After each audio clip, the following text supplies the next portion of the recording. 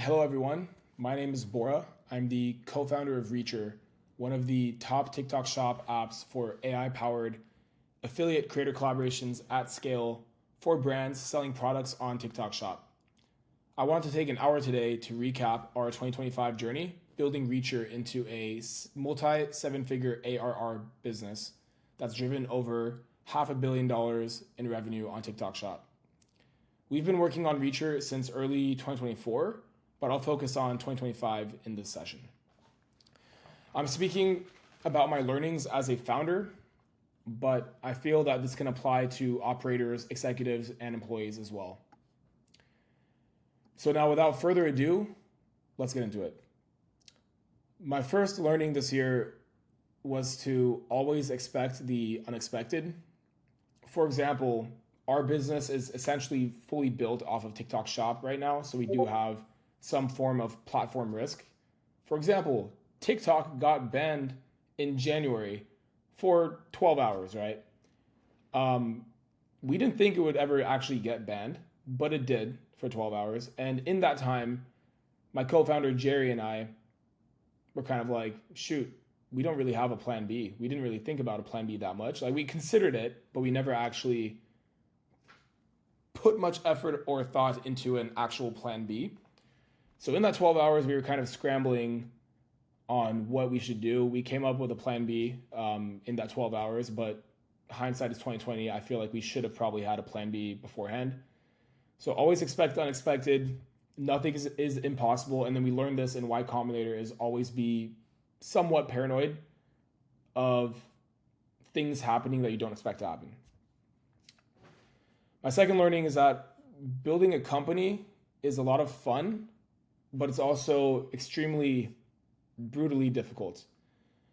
And the main thing here is that you have to stay strong and stay disciplined and never give up. This is another learning that we learned at the end of Y Combinator as well.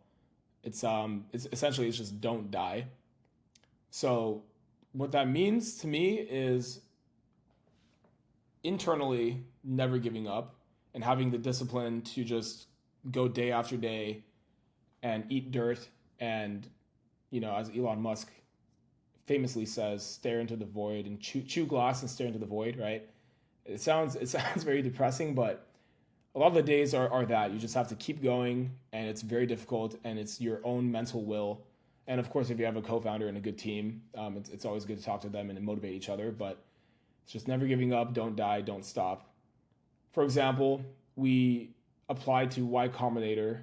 For those of you that don't know Y Combinator, it's a famous startup accelerator. They give you $500,000. They take a portion of your company, and then you just work to try to build your company or turn your idea into an actual company.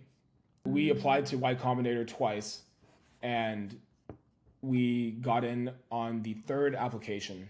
I didn't even consider applying again. I think it was Jerry's idea to keep applying, but that's another example of just keep doing, keep applying, and eventually something will work, right?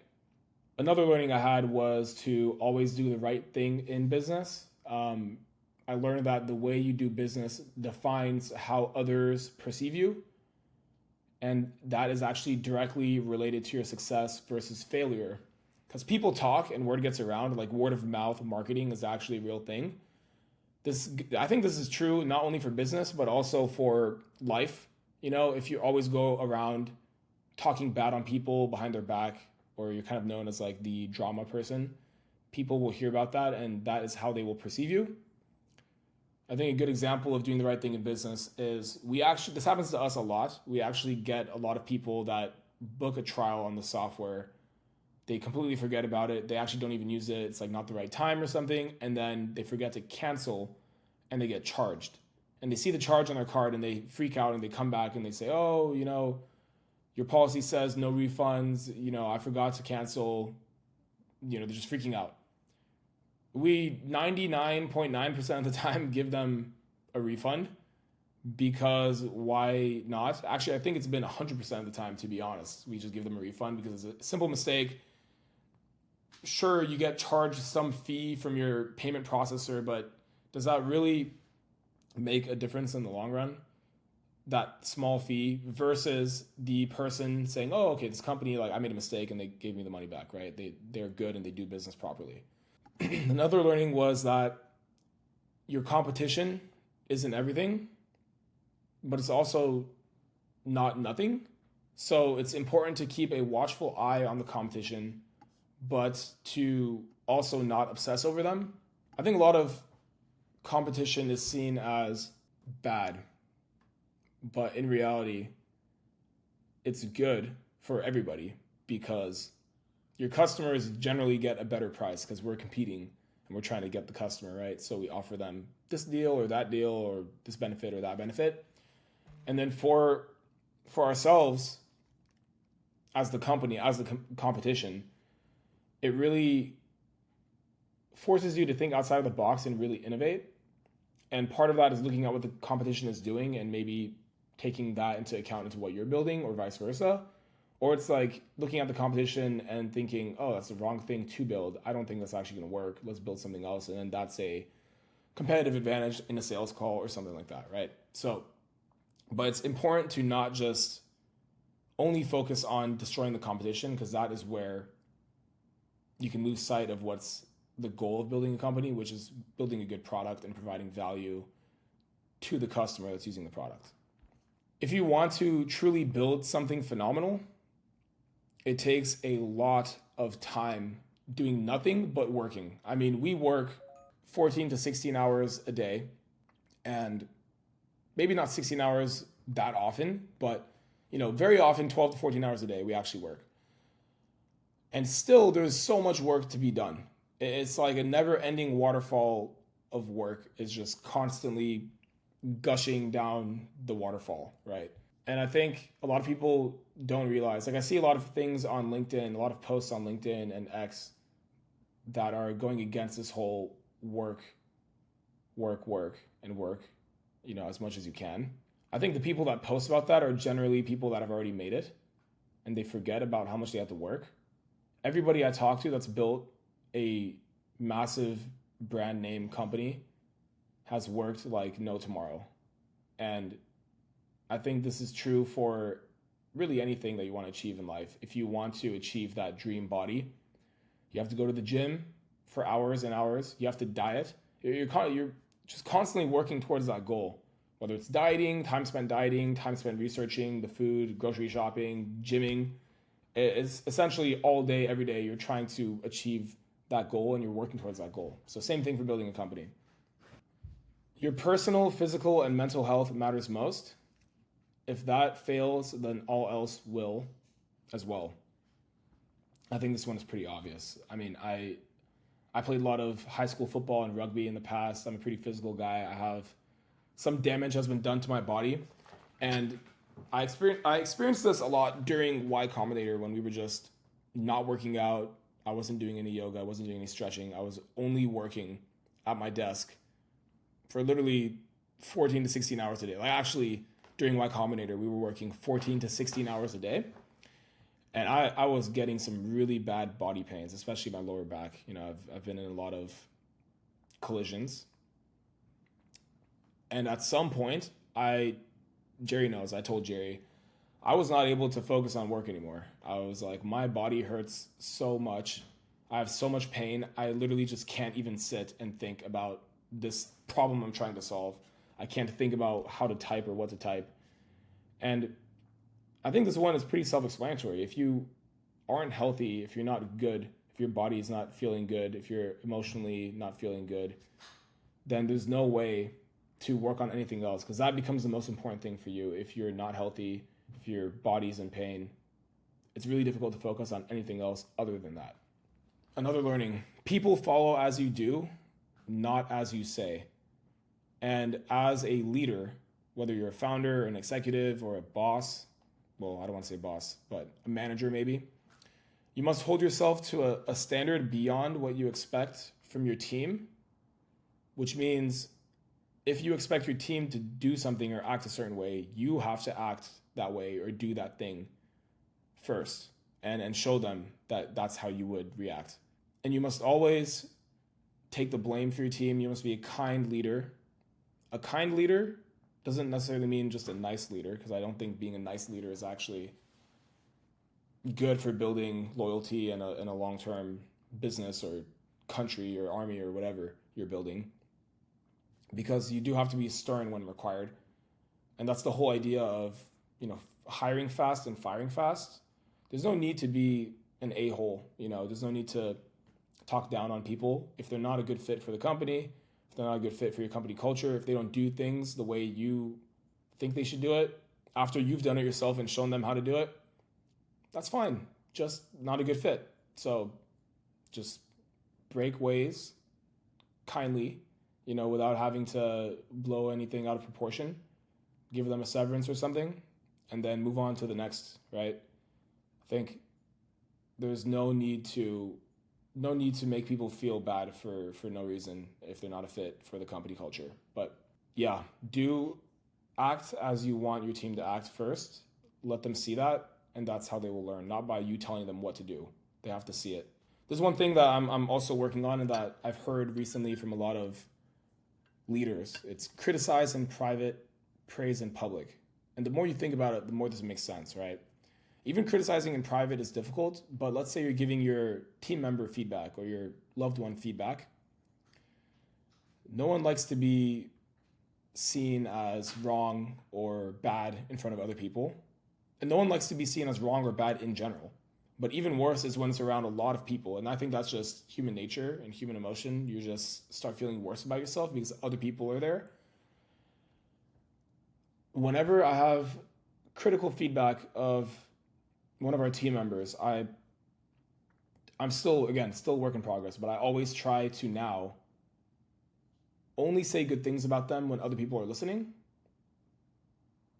But if I do have critical feedback, go on a one-on-one meeting and try to explain how I would do things better. It's not saying like, you're wrong, this is wrong, don't do that, like you suck. You don't want to say things like that. You want to say things like, hey, I noticed this is how you approach the situation. Even asking a question, what do you think you could have done differently that could result in a better outcome? If they don't have the answer that you're looking for, then I could say, oh, here's what I would have done. What do you think about that? Kind of like working with them rather than saying like, you need to do it this way. Because again, that's kind of to the last point I made. People will follow as you do, not as you say generally, or at least not for the long term. This is an important one for maintaining good talent and keeping people happy at your company, is that you must understand your team and understand what motivates them, and then do your best as a leader to motivate them accordingly. This one is hard because you need to know each person on your team deeply to understand what that person cares about, what motivates them, what their goals are in life. So essentially what this is just like a lot of one-on-one conversations, a lot of time spent in person with your team, with those people, understanding what they care about. I don't know, one person might care about travel, another person might care about family, another person might care about just money, straight money, right? Or buying a house or something. So you need to understand what these people want in their life and then try to align incentives with them so that whatever they try to achieve in their life, whatever their goals are, you are helping them achieve those goals in their life. One of the most important things to do as a founder or leader is to attract, hire, and retain the best talent, and to always be on the lookout for the best talent. So I'm learning this more and more. I used to be the kind of person to just go and do as much work as humanly possible per day. But if you think about it, as a company scales, like McDonald's has scaled, right? They have, I think, thousands of restaurants worldwide, I believe, maybe hundreds, probably thousands.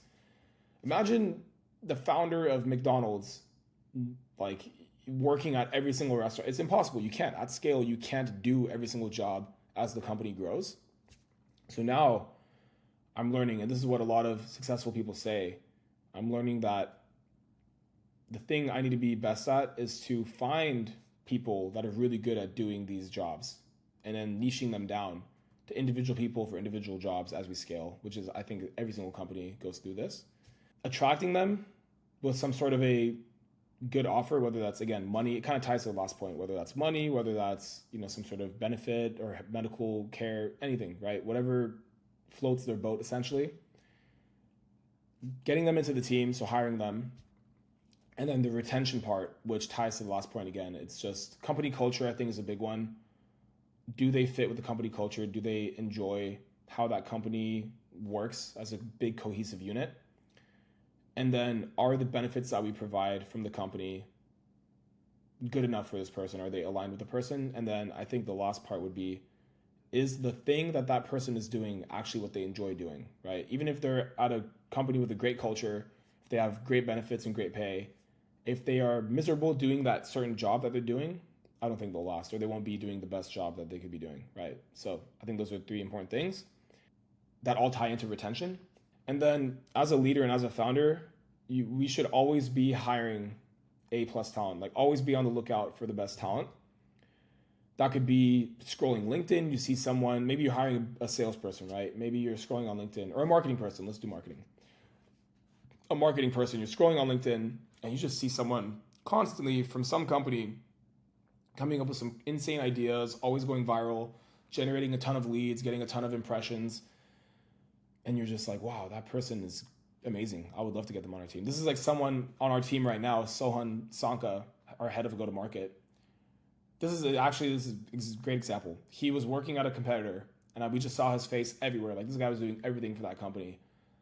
And it took us a while to decide to try to poach him and hire him. But at some point, we were like, yeah, this guy's everywhere. He seems great externally.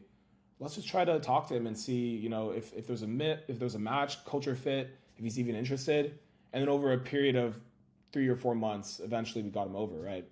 And he's been just great. He's killing it. So always be on the lookout for the best talent and identify that talent and then do the full thing. So the next one is credit to Alex Hormozi. He always says this on all of his Hormozi live sessions that he does. If something is working, just do more of it, right? If something is already working and you're thinking about what else can I do to achieve bigger goals, do more of the thing that's already working. I think this one is pretty self-explanatory. If you're doing more of the thing and it stops working as well, or it stops working altogether, then okay, let's go find something else that works, right? Otherwise, keep doing it. I'll leave that one with that. Communication is extremely important. Being clear and concise in person, online, Slack, wherever. I think that's the way to continue momentum and have effective communication between people. There's no need to sound smart or anything and use SAT words, right, in your speech, in your conversation. Sure, if it comes naturally, you can, but I think the majority of people in this world don't really know most of those words and don't really care for that kind of conversation. The whole point is just what is your point that you're trying to get across to that person? And what is the most effective way to do that in the least amount of words possible? And try to do that, right? Also, I think specifically on Slack or online on texting, you don't have these literal cues in front of you. Like when you're talking to somebody, you can see the body language, you can understand their tone of voice, there's their eye contact. There's a lot of things that come into play with communication in person as humans should and evolved, or how we used to communicate for thousands and thousands of years before all this technology. So when you're Slacking someone or when you're texting somebody, or you're messaging them on whatever messaging app you're using, you don't have any of that context, right? So oftentimes a message might come off more hostile than it actually is intended to come off from that person that sent that message. So there's a few things you can do. One, as a person, you can just assume that person isn't being hostile. They didn't mean to be hostile, right? And you can just take that message as it is. Or if there's a miscommunication, I personally think the best way is to just get on a phone and just talk to somebody on the phone so you can hear their voice at least, right? The best option is in person, but I understand that that's very difficult these days. So at the very least, a video call, a phone call, a huddle on Slack, Something like that is better than texting back and forth, especially if it's like an important conversation, if tension is high, if you can tell that that person might be angry or feeling some sort of negative emotion. Best thing to do is just get them on the phone or in person or on a video call to talk it all out, right? And I think what I try to do when I'm sending messages is I always try to sound extra happy, even if I'm not, even if it's just a normal topic. If I'm talking to somebody, I try to send maybe an emoji. I try to have like an exclamation mark, something that makes the message seem more upbeat than normal, just because I think that does help people feel better or understand like, oh, this person isn't potentially mad at me. Endless discussion and deliberation is the killer of momentum. This is more for, early stage startups, or I believe for any team. The whole goal is to move fast, right? In anything you do in life, or majority of things you do in life, maybe not anything. But in terms of a company startup standpoint, I think moving fast is really, really important to get work done. So what we are taught from Y Combinator and in the startup world, building companies, is to decide quickly and just get to work. Spending hours and hours and days of just deliberation and talking about, what if this, what if that, I don't know. We could go for weeks, maybe months, thinking about what could happen. But at some point, unless it's a decision, I think Jeff Bezos said this or says this. If it's a decision that you can walk back from, if it's like you walk through a door and you can walk back, then probably just try it. Like walk through the door, make the decision, work on it. Didn't work, walk back, right? If it's a decision you can't walk back from, for example, maybe selling your company. You sold the company, you can't unsell it, likely, right? Usually you can't unsell a company, you can't buy it back. Then sure, deliberate for a long time and think and spend a lot of time thinking about it. But if it's like, hey, do we go to this event? Do we spend this money on this event? And it's like, $1,000 on the grand scheme of a business, probably $1,000 isn't that much money. Or should I like have a meeting with this person or not? Probably not something you need to deliberate over a lot, right? Unless it's like the president of the United States or something, right? So rather than spending a ton of time discussing, just make the decision and do it and move fast. This is a point that I used to not believe when I worked in corporate America, is that culture is extremely important. I used to think culture is stupid. I used to actually not understand why we needed a company culture. But boy, was I wrong. So company culture is actually very important, because culture is, I think Brian Chesky from Airbnb said this in an interview I listened to recently. Culture is what happens in the room when the founders or leadership is not there. And company culture is set by doing things, not by telling people what to do or what the culture is. So the company culture comes down to when some situation happens, when X happens, what is the response to that situation from the founding team or from the executive team, right? What do we do? That is what sets the company culture. For example, when a customer is really pissed off and, even if they're obviously wrong and they're just extremely pissed off and they're just like dropping F-bombs on me and the team and whatever, first and foremost, I'll just listen, because I personally believe that every single piece of feedback, even if it's negative, even if it's majority swear words, there's usually something in there to learn from as me as an individual. So I always listen. I'm just like, okay, lay it on me. Let's take it. Let's go. And then even if 99% of it is just F-bombs, the 1% is probably something I can take in and learn from and use to become better. So I use that same standpoint in work, dealing with customers, right? So when a customer is really pissed off and they're complaining and they're, dropping F-bombs on me, I'll listen, I'll apologize, I'll say, hey, you're probably right to be angry, and let's just figure out how we can make this work. If I can't do something to make it work and keep them happy, I'll try to maybe give them, let's say a refund or something else, but I will never, ever fight the customer back or swear back at them or engage in that kind of a negative battle with the customer. And that is part of the company culture, right? It's hey, we are level-headed.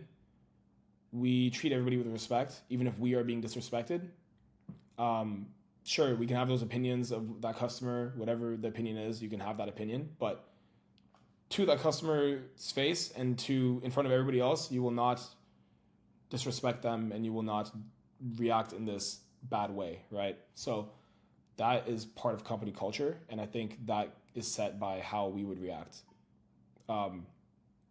So yeah, all this like company culture stuff of, oh, we're one big team, we're one big family, we all support each other. Sure, you can say all of that, but if people don't actually support each other behind their backs, then that's not actually the company culture. So it is very important. And again, culture is set by doing, not by speaking. Marketing. I also used to think, as an engineering background and a technical background from the Silicon Valley, I used to think marketing and sales was stupid as well. Now that's essentially all I do is marketing and sales. So I guess I'm stupid. No, I'm kidding. I think marketing and sales is extremely important actually. And I think I'm still working on both skills, especially sales, like understanding how to talk to somebody and convince them that what you're trying to sell them is good, and get like, it's a whole psychological mental situation, right? So, but this isn't about sales. This is about marketing. So Alex Hormozy, again, reference to him, no one knows you exist, right?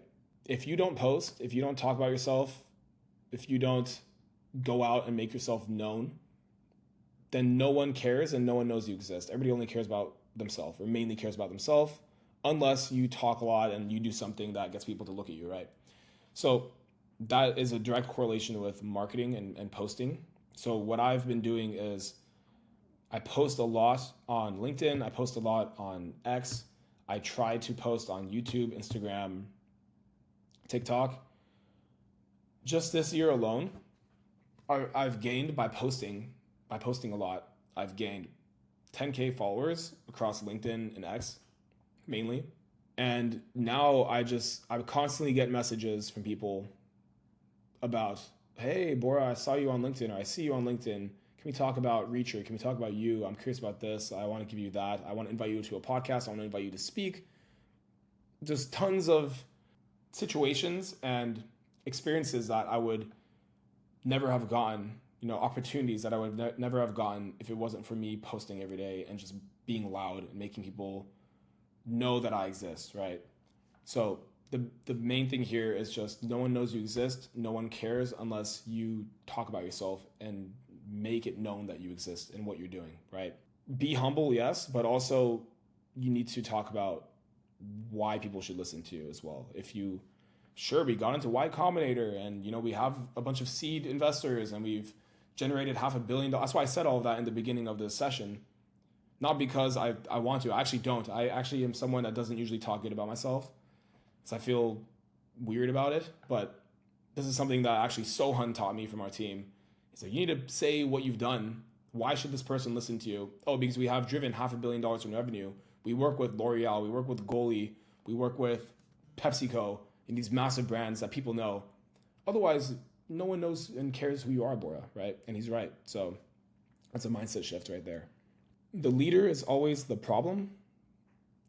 If something goes wrong within the company, whatever that may be, it's an employee fallout, it's a customer is pissed off about something that your team member did, it's, the company is losing money because the marketing budget was overspent and it's not working to bring in leads, whatever.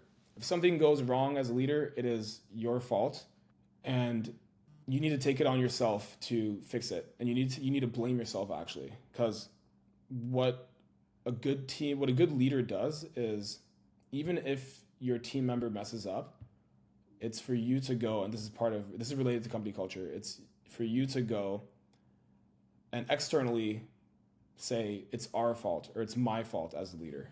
We will fix this. We'll do whatever it takes to fix it, right? So you make it known that it's your fault and your problem, even if it's not, even if it clearly isn't. And that does two things. One, your team will see that and they'll say like, wow, this guy will he'll take a bullet for us, right?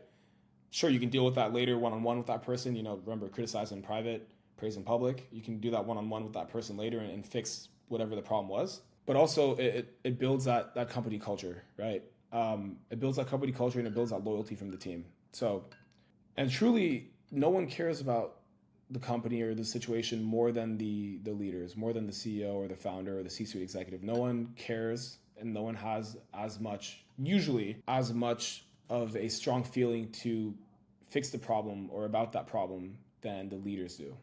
So the leader is always the problem, and you have to fix a problem. If something's wrong, you have to fix it. Talk to your customers often and listen to what they ask for, because those are your users, right? Whoever is using your product, talk to them very often, see what they're doing with the product, and take in all that information, but do not overcorrect, do not build everything, do not over-engineer the product for every single customer ask. What we do is that we are very close with our customers, especially the super users of our product, and we are constantly working with them in person, seeing what they're actually doing with the product, asking them questions, saying, hey, how are you guys using the product? What do you wish we had? What are other problems you're facing today that you wish we had a solution for? We take in all that information from all the different customers, and then what we do is we lay it all out, and as a team, we all come together and we say, okay, how many customers asked for these certain line items? How hard would it be to build into our product today? What do we think is the output of that, building that into the product? And then you make a decision from there, right? Generally, it's something that is obvious to build in the workflow of the product. For us, it's like a TikTok shop marketing collaboration, creator collaboration product, right? It's like, oh, okay, everybody's getting usage rights, or everybody's paying creators a retainer now. They're paying them money to post videos instead of just commission. Okay, they're doing that all manually. Why don't we build something to help them do that at scale automatically, right? Every single customer wants this. Pretty obvious within the workflow, let's build it. But it's taking in all that data and analyzing it together and then making a decision from there. In-person energy and momentum is honestly incomparable to anything else for our internal team, for customers, just in general. I think being in person as humans were meant to be for the past 10,000 years or whatever, I don't think that's changed really, even with the digital age and with Zoom and Google Meets and phones and whatever, right? YouTube. I think the most efficient communication, the most efficient relationship building, work getting done, that's all done in person. And it's actually even the most fun. We have the most fun when we're in person with our team, with our customers. It's just a direct, you want to say something to somebody, you don't have to call them, you don't have to huddle them, you can just say it and you can just immediately be done with it very fast. With customers, you have that like body language, you have that those conversations and the laughs and the reads and the eye contact. All of that is only doable in person. And there's not much more for me I could probably go into a deep analysis of why in person is just better than not in person or than digitally. But I think that's a whole psychological conversation and human nature conversation that I won't get into, but we are moving our team all in person to San Francisco. We've been remote for the majority of Reacher. Jerry and I, as the co-founders, and our executive team, as many people on the team as possible, we try to get in person, but it's difficult because everybody's all over the country and different countries as well. So now we're moving as many people to SF as possible, and we're going to have an office and we're going to work in person. So I'll have more to report on this next year. With all that being said, those were all the main points I wanted to make, all the main learnings I wanted to make with building Reacher this year. It has truly been, so far, for the past about 2 years, it has been an insane journey so far, building the company and the team and talking to so many different brands and creators and going to events and we're going to China in January, we're going to Korea in January, just like traveling. It's been insane. We're on a huge growth trajectory. I think I had some stats that I took out in the beginning, but we grew, Reacher as a company grew our MRR, which is monthly recurring revenue, 328% since January 1st, 2025. And then we grew our international business. That's in the UK, in Europe, Japan, Asia. We grew our international business 703% this year. And we only have about 20 people on the team. And our goal is to 5x growth by this time next year. Going to start setting some pretty lofty, hefty goals for us to hit. But it's just up and to the right. Chart's looking good. We're growing a lot, having a lot of fun doing it. I just wanted to do the session because I saw Alex Hormozi did one and I saw a few other people doing them. So I said, hey, I want to try this as well and see. It's the last day of 2025. It is December 31st, 2025. Hit a great workout this morning in the 6 a.m. with my fiance. And yeah, honestly, work a lot, always tired, but couldn't be happier. So if you're interested in joining the rocket ship, that is Reacher. We are, as I said, always hiring A+ talent. So let us know. Otherwise, Happy New Year. Let's hit 2026 hard, everybody. Let's go. Thank you for listening. Goodbye.